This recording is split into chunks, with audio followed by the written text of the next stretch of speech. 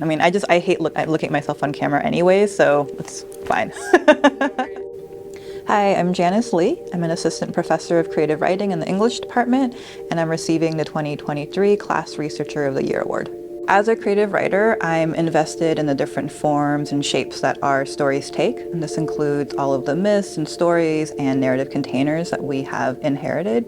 And I like to approach that from the idea that all stories and all myths are under revision. And I work in all genres, fiction, nonfiction, poetry, and everything in between. I'm interested in looking at ideas of entanglement especially, and so I look at different models in nature, for example, mycelial networks underground, and use them to kind of think about how we can form our stories in different shapes. So not only focusing on an individual or just the hero's journey, but also thinking about narratives of landscape and assemblage, and then especially with these alternate forms, thinking about how we might open up different types of stories to articulate trauma and grief. In one of my recent novels, Imagine a Death, I'm investigating the idea of the apocalypse, which we kind of look at this really Western, Christian, very human-centric kind of concept.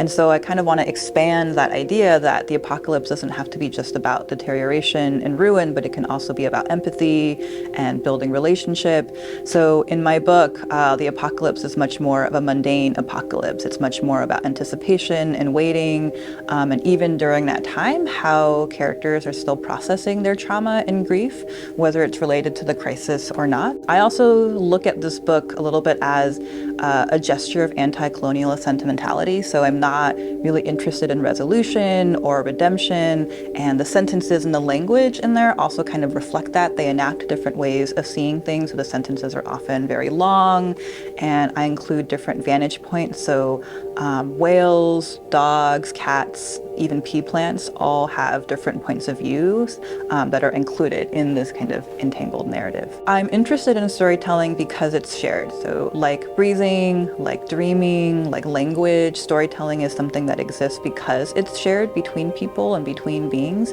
And I'm especially interested in the ways that when we attempt to try to articulate the things that are really actually hard to express, like trauma or grief or different types of particular cultural histories, that when we do try to express those ways of being in the world, we can kind of create new encounters with language and narrative forms.